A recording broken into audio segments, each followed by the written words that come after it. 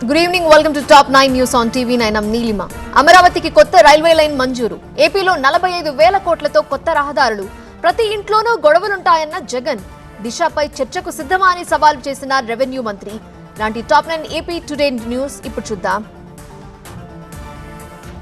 ఆంధ్రప్రదేశ్ రాజధాని అమరావతికి భారత రైల్వే పట్టణంలో చోటు దక్కనుంది. దేశంలోని ప్రధాన నగరాలతో అమరావతిని అనుసంధానం చేస్తూ నిర్మించే కొత్త రైల్వే లైన్ కు కేంద్ర కేబినెట్ ఆమోదం తెలిపింది. 57 కిలోమీటర్ల ఈ రైల్వే లైన్ నిర్మాణానికి 2,245 కోట్ల రూపాయల ఖర్చవుతుందని రైల్వే మంత్రి అశ్విని వైష్ణవ్ తెలిపారు. ఈ ప్రాజెక్టులో భాగంగా కృష్ణానదిపై 3.2 కిలోమీటర్ల పొడవైన వంతెన నిర్మిస్తారు. ఏపీ ప్రజలకు ఈ రోజు చారిత్రాత్మకమైంది అని పౌర విమానయాన శాఖ మంత్రి కింజారపు రామ్మోహన్ నాయుడు అన్నారు. అభివృద్ధికి కనెక్టివిటీ కీలకమన్నారు. అమరావతికి రైల్వే లైన్ మంజూరు చేసినందుకు రైల్వే మంత్రికి కృతజ్ఞతలు తెలిపారు. నిర్ణీత సమయానికి ప్రాజెక్టు పూర్తవుతుందని ఆశాభావం వ్యక్తం చేశారు. రాష్ట్రంలో 45,300 కోట్ల రూపాయలతో 4 కొత్త రహదారుల నిర్మాణం జరగనుందన్నారు ఏపీ సీఎం. హైదరాబాద్ నుండి మచిలీపట్నం ఎక్స్ప్రెస్ వే కూడా ఇందులో ఉంది. మరో 6 ప్రాజెక్టులు బిడ్డింగ్ దశలో ఉన్నాయన్నారు. రాష్ట్రంలో చేపట్టబోయే అన్ని ప్రాజెక్టులకు 3 నెలల్లోగా భూసేకరణ పూర్తి చేయాలని అధికారులను చంద్రబాబు ఆదేశించారు. తల్లి చెల్లితో గొడవ జరిగితే అందులోకి జగన్ను తమను లాగుతున్నారని సీఎం చంద్రబాబు అసహనం వ్యక్తం చేశారు. తమను నిందిస్తూ జగన్ డైవర్షన్ పాలిటిక్స్ చేస్తున్నారని విమర్శించారు. ఇలాంటి వారితో రాజకీయం చేయాలంటే సిగ్గనిపిస్తోందన్నారు. గత ప్రభుత్వ తప్పిదాలు పాపాలు ఇప్పుడు జనాలపై పడుతున్నాయని హోంమంత్రి అనిత ఆవేదన వ్యక్తం చేశారు. డయేరియా మరణాలు వాస్తవ పరిస్థితులను ప్రభుత్వం పర్యవేక్షిస్తోందన్నారు. పక్కా ప్రణాళికతో భవిష్యత్తులో ఇలాంటి ఘటనలు పునరావృతం కాకుండా చూస్తామన్నారు అనిత. గుర్లలో డయేరియా బాధితులను అనిత పరామర్శించారు. తమ పాలనలో గ్రామ స్వరాజ్యం తీసుకొచ్చామని ఇప్పుడు రాష్ట్రంలో దారుణమైన పరిస్థితులున్నాయని మాజీ సీఎం జగన్ విమర్శించారు. డయేరియా మరణాలు చోటు చేసుకున్న గుర్లను ఆయన సందర్శించారు. డయేరియాతో గుర్లలో 14 మంది చనిపోయారని జగన్ ఆవేదన వ్యక్తం చేశారు. అక్టోబర్ 19న ట్వీట్ చేస్తే గానీ ప్రభుత్వం స్పందించలేదు అన్నారు. కూటమి సర్కార్ ఎన్నికల హామీలు నెరవేర్చకుండా డైవర్షన్ పాలిటిక్స్ చేస్తోందని జగన్ మండిపడ్డారు. తన తల్లి చెల్లి ఫోటో పెట్టి రాజకీయం చేస్తున్నారని విమర్శించారు.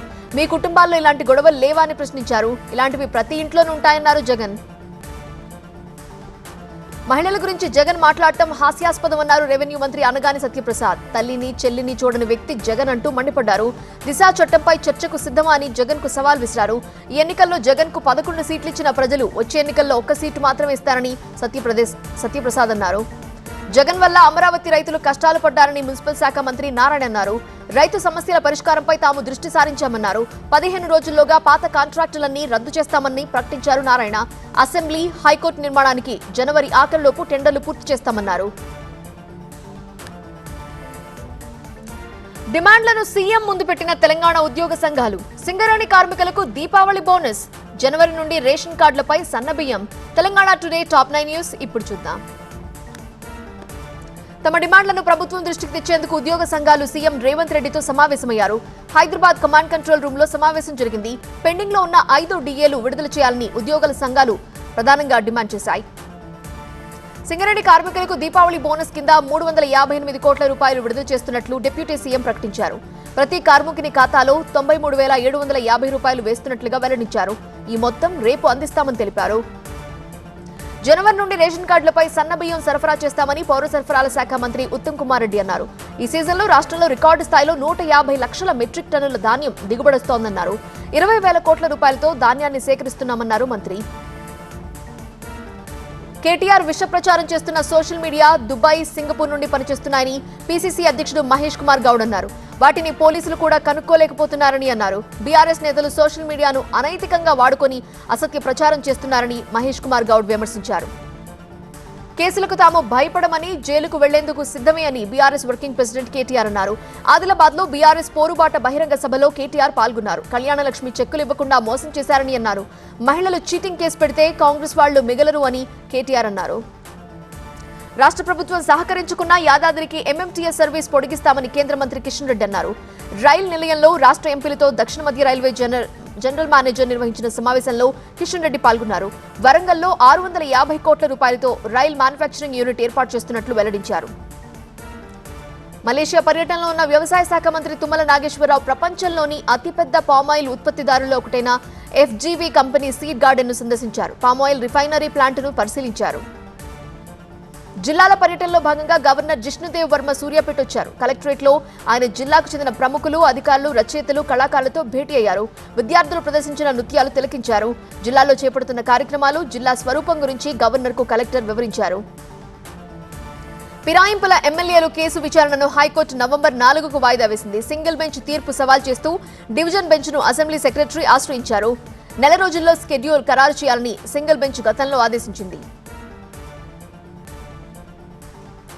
పూర్తిగా నిండిన నాగార్జున సాగర్, మాజీ ఎంపీ నందిగం సురేష్ ఆక్రమణలు తొలగింపు, విద్యుత్ను వ్యాపారంగా చూడొద్దు అన్న బీఆర్ఎస్. తెలుగు రాష్ట్రాల టాప్ 9 న్యూస్ ఇప్పుడు చూద్దాం. బహిరంగ విచారణకు హాజరైన మాజీ ఇంజనీరింగ్ చీఫ్ నల్లా వెంకటేశ్వర్లపై కాళేశ్వరం కమిషన్ ఆగ్రహం వ్యక్తం చేసింది.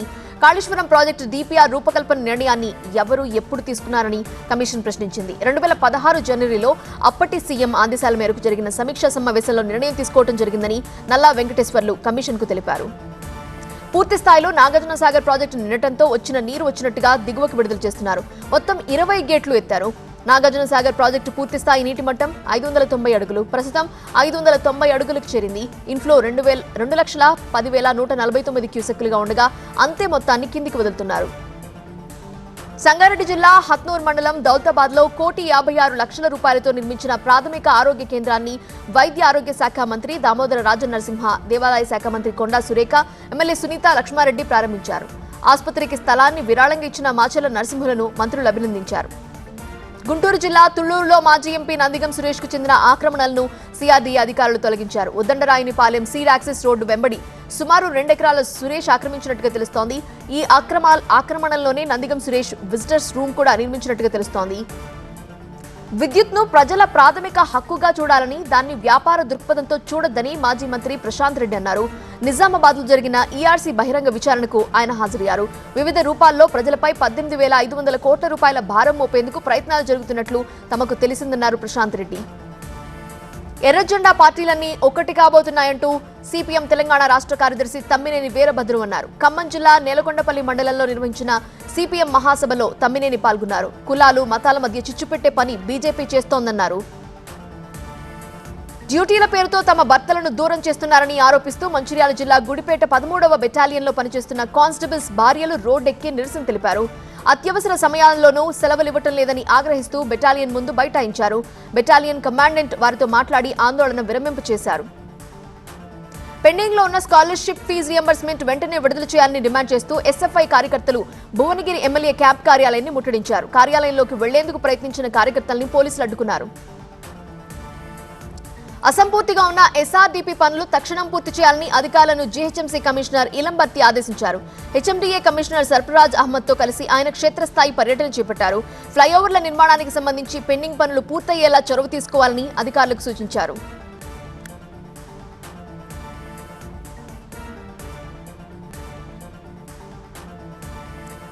వైనాడులో పోటాపోటీగా నామినేషన్లు. యూపీ ఉప ఎన్నికల్లో పోటీకి కాంగ్రెస్ దూరం. పీఏసీ విచారణకు రాలేనని చెప్పిన SEBI chairperson. Top 9 national details ఇప్పుడు చూద్దాం. ప్రతిష్టాత్మక వైనాడ్ స్థానం నుంచి బీజేపీ తరపున పోటీ చేస్తున్న నవ్య హరిదాస్ నామినేషన్ ఫైల్ చేశారు. మిజోరం మాజీ గవర్నర్ కుమ్మనం రాజశేఖరన్ ఆమె వెంట ఉన్నారు. లెఫ్ట్ పార్టీల తరపున బరిలోకి దిగిన సత్యన్ మోకేరి కూడా నామినేషన్ దాఖలు చేశారు. విప్లవ యోధులు, అమరవీరులు కలలుగన్న జార్ఖండ్ ను తాను నిర్మిస్తానని జార్ఖండ్ ముఖ్యమంత్రి హేమంత్ సోరెన్ అన్నారు. సంతాల్ పరగణాలోని బర్హైత్ నియోజకవర్గం నుండి ఆయన ఎమ్మెల్యేగా నామినేషన్ వేశారు. 2019లోనూ ఆయన ఇక్కడి నుంచే పోటీ చేశారు. కర్ణాటకలో ప్రతిష్టాత్మకంగా మారిన చెన్నపట్టణ అసెంబ్లీ ఉప ఎన్నికలో ఎన్డీఏ తరపున కేంద్ర మంత్రి హెచ్డి కుమారస్వామి కుమారుడు నిఖిల్ కుమారస్వామి పోటీ చేయనున్నారు. చెన్నపట్టణ ప్రజలు తనను ఆశీర్వదిస్తానని నిఖిల్ ఆశాభావం వ్యక్తం చేశారు. ఉత్తరప్రదేశ్ అసెంబ్లీకి జరుగుతున్న ఉప ఎన్నికల్లో పోటీ చేయరాదని కాంగ్రెస్ పార్టీ నిర్ణయించింది. ఈ స్థానాల్లో సమాజ్వాదీ పార్టీకి మద్దతిస్తామని యూపీ కాంగ్రెస్ ఇన్ఛార్జ్ అవినాష్ పాండే తెలిపారు. యూపీలో 9 అసెంబ్లీ స్థానాలకు ఉప ఎన్నికలు జరుగుతున్నాయి. వ్యక్తిగత కారణాల రీత్యా విచారణకు హాజరు కాలేనని సెబీ చీఫ్ మాధవి పూరి బుచ్ కోరటంతో ఢిల్లీలో జరగాల్సిన పబ్లిక్ అకౌంట్స్ కమిటీ సమావేశం వాయిదా పడింది. విచారణకు రాలేనని ఈ ఉదయం 9:30కు సెబీ చైర్పర్సన్ తెలిపారని పీఏసీ చైర్మన్ కేసీ వేణుగోపాల్ వెల్లడించారు. మరోవైపు పీఏసీ చైర్మన్ గా వేణుగోపాల్ ఏకపక్షంగా వ్యవహరిస్తున్నారని ఆరోపిస్తూ లోక్సభ స్పీకర్ కు బీజేపీ సభ్యులు ఫిర్యాదు చేశారు. బెంగళూరులో 3 రోజుల క్రితం కూలిన నిర్మాణంలోని భవనం శిథిలాల తొలగింపు మొదలైంది. జేసీబీలో ఆ ప్రాంతాన్ని చదును చేశాయి. కర్ణాటక ముఖ్యమంత్రి సిద్ధరామయ్య భవనం కూలిన ప్రాంతాన్ని సందర్శించారు. యమునా శుద్ధికి కేంద్ర ప్రభుత్వం 100 కోట్లు మంజూరు చేసినా ఢిల్లీ సర్కార్ ఆ పని చేయకుండా లూటీకి పాల్పడిందని ఢిల్లీ బీజేపీ అధ్యక్షుడు వీరేంద్ర సచ్దేవా ఆరోపించారు. ఢిల్లీ ఐటీఓ ప్రాంతంలో యమునా నీటిని పరిశీలించారు. ఆ అవినీతితో ఢిల్లీ ప్రజలు విసిగిపోయారని అన్నారు. జమ్మూ కశ్మీర్ ముఖ్యమంత్రి ఒమర్ అబ్దుల్లా ఢిల్లీలో రక్షణ మంత్రి రాజ్నాథ్ సింగ్ తో భేటీ అయ్యారు. కశ్మీర్ పరిస్థితులపై ఇద్దరూ చర్చించారు. న్యాయదేవత విగ్రహాన్ని సుప్రీంకోర్టు చిహ్నం మార్చడాన్ని సుప్రీంకోర్టు బార్ అసోసియేషన్ వ్యతిరేకించింది. ఈ విషయంలో తమను సంప్రదించకపోవటాన్ని తప్పుపట్టింది. సుప్రీంకోర్టు ప్రాంగణంలో మ్యూజియం ఏర్పాటును వ్యతిరేకిస్తూ బార్ అసోసియేషన్ ఏకగ్రీవ తీర్మానం ఆమోదించింది. ఒడిశాను వణికిస్తున్న దానా తుఫాన్, భువనేశ్వర్, కోల్కతా ఎయిర్పోర్ట్ల మూసివేత, స్పేస్ సెక్టార్లో స్టార్టప్స్ కోసం 1000 కోట్ల రూపాయలతో నిధి. టాప్ 9 మెట్రో న్యూస్ ఇప్పుడు చూద్దాం.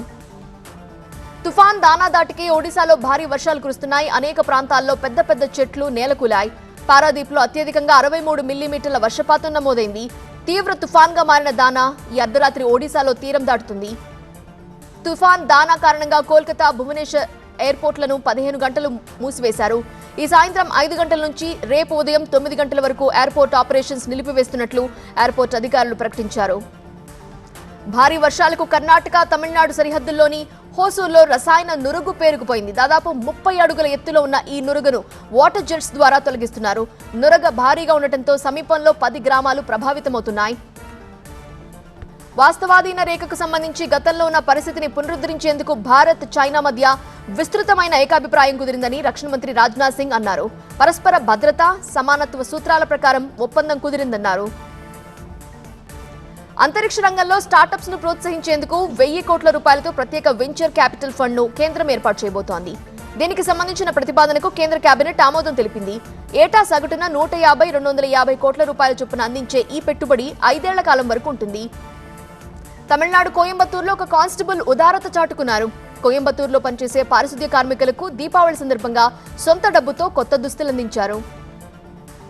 సంవత్సరంలో 10 రోజులు మాత్రమే తెరుచుకునే కర్ణాటక హసనలోని హసనాంబ ఆలయం తెరుచుకుంది. 8 మంది పురోహితులు శాస్త్రోక్తంగా పూజలు నిర్వహించి ఆలయాన్ని ఓపెన్ చేశారు.